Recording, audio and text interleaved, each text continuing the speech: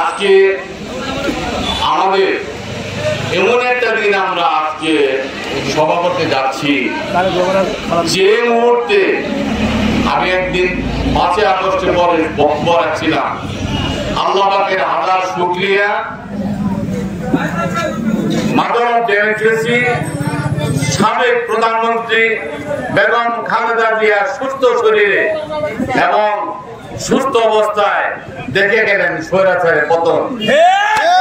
আজকে আমরা এমন একটা দিন 8 নম্বর ওয়ার্ডের কর্মী সভা করতে যাচ্ছি, সেদিন সে 21 আগস্টে মিথ্যা মামলা সাজিয়ে 21 দফা বাস্তবায়নের অগ্রনায়ক বিএনপির ভারপ্রাপ্ত চেয়ারম্যান জনাব তারেক রহমান সহ এবং মজদুর জেনেতা টাঙ্গাইলের প্রতিষ্ঠাতা সাধারণ সম্পাদক, টাঙ্গাইলের অহংকার মাটি ও মানুষের নেতা জনাব আব্দুল সালাম পিন্টু, সাবেক স্বরাষ্ট্রমন্ত্রী জনাব লুৎফর রহমান বাবর সহ সবাই আজকে খালাস পেয়েছেন।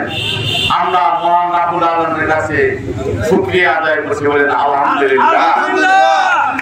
আল্লাহ তুমি আমাদের কবুল করো এবং সবাইকে হেফাজত করো এবং সবাইকে সুস্থ রাখো।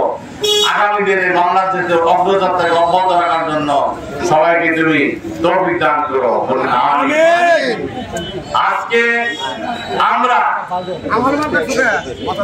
জনাব তারেক রহমান সাহেব যে একটি দফা বাস্তবায়নের লক্ষ্যে আমরা সবাই মাঠে নেমেছি। আমার উদ্দেশ্য ওনার একটি দফা বাস্তবায়ন, বাংলাদেশের উন্নয়ন। একটি দফা বাস্তবায়ন, বাংলাদেশের উন্নয়ন। একটি দফা উনি দিয়েছেন, সে একটি দফা আদায়ের লক্ষ্যে, একটি বাস্তবায়নের লক্ষ্যে আমরা আমাদের মতো কথা বলে যাব। আমরা সেইভাবে কাজ করতে যাচ্ছি। অত্যন্ত দুঃখের বিষয়, আমাদের কিছু মনে করে যারা সহযোদ্ধা, যারা স্বৈরাচারের সহচর, তাদের কিনে এই কালিয়াদীর মাটিতে রাজনীতি করতে যায়। আপনার শুধু এই যুগে বলি, সময় শেষ হয়ে গেছে। আজকে 27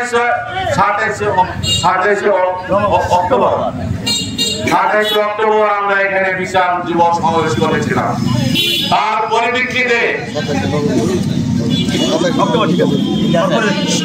পরিপ্রেক্ষিতে সাবেক মেয়র কালিয়াদী মাটির মানুষের নেতা, তার সুযোগ উত্তরসূরি জনাব রবিউল ইসলামকে মিথ্যা অভিযোগে সেই যুব দলের সম্মানিত সভাপতি জনাব মুনায়েম হোসেন মান্নার কাছে অভিযোগ করেছিলেন। আপনারা টাঙ্গাইলে করেছিলেন, আমি টাঙ্গাইল জেলা বিএনপি সেটি বলছি। টাঙ্গাইল জেলা বিএনপি বলছি, এটা আমাদের কোনো বলার নাই। আপনি মুনায়েম হোসেন মান্না আছেন, আপনি এটা কথা মনে রাখেন। আপনি কি ভাষায় বলেন মুনায়েম হোসেন মান্না বলে দিয়েছেন রবিউল ইসলামকে, তুমি নির্দ্বিধায় বাংলাদেশের রাজনীতি, জাতীয় দল রাজনীতি, শহীদ জিহাদি সৈনিক হয়ে তারেক রহমানের জিহাদি সৈনিকে মাঠে কাজ করে তোমার কোনো সমস্যা হবে না। সেদিন আমরা 48 ঘন্টা অপেক্ষা করে আমাদের এই ছোট ভাইরা জনাব মোনায়েম হোসেন মান্না ওনার উপস্থিতি ফোন করেছিলেন, সারা পেয়েছেন? পান নাই। সারা পেয়েছেন কি না? সাবধান হয়ে যাও, এখনো সময় আছে, তুমি সাবধান হয়ে যাও। ওদিকে আমি যাচ্ছি না, এখানে সম্মানিত অতিথিবৃন্দ আলোচনার কথা বলবেন।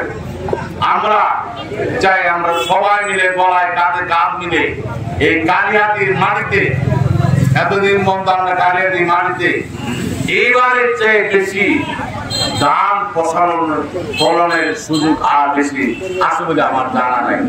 কাজে নেতৃবৃন্দ আমাদের কার্যকলাপ দেখে সবাই আমরা যারা আছি, কার্যকলাপ দেখে কাকে পছন্দ করবেন সেটা আমরা জানি না, কিন্তু আমরা সবাই মিলে ধান ক্ষেত চাষ করবো, ধানের গোসা কাটবো এবং ধান কাটবো।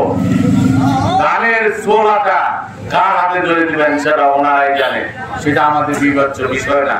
কিন্তু আমরা ধান ফলানো বন্ধ, আমরা যেন কেউ এদিক সেদিক না যাই। বাংলাদেশের মাটি শহীদ জিয়ার ঘাঁটি, বাংলাদেশের মাটি বেগম খালেদা জিয়ার ঘাঁটি, বাংলাদেশের মাটি বিএনপি ভারপ্রাপ্ত চেয়ারম্যান জনাব তারেক রহমান মাটি।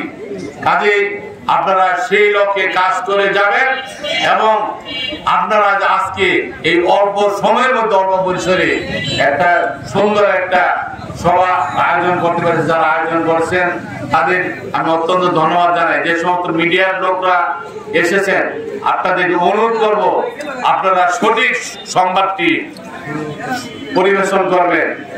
প্রশাসনের লোক যারা আছেন, যারা ডিজিএফআই এনআইএস এর লোকজন যারা ডিবি লোক আছেন, তারা সঠিক তথ্য তাদের সহজাগে উপস্থাপন করবেন। এ কথা আমি বলছি। আরেকটি জিনিস আমি বলে যাচ্ছি, প্রশাসন আপনারা কোন কাউকে আমাদেরকে বৈষম্য শিকার হতে দিবেন না। আমরা এই দেশের মালিক, আপনারা মেহমান, আপনাদেরকে মেহমানদের করার দায়িত্ব আমাদের। কিন্তু আপনাদের অনুরোধ করে যাচ্ছি আপনাদের সম্মান বজায় রাখুন। আমরা আমাদের আমার কোন একটা লোককে মিথ্যা অভিযোগে মিথ্যা মামলা দিয়ে হয়রানি করা হয়, যে সমস্ত প্রতিষ্ঠানে যাদের কোনো অনুদান নাই, যাদের কোনো অবদান নাই,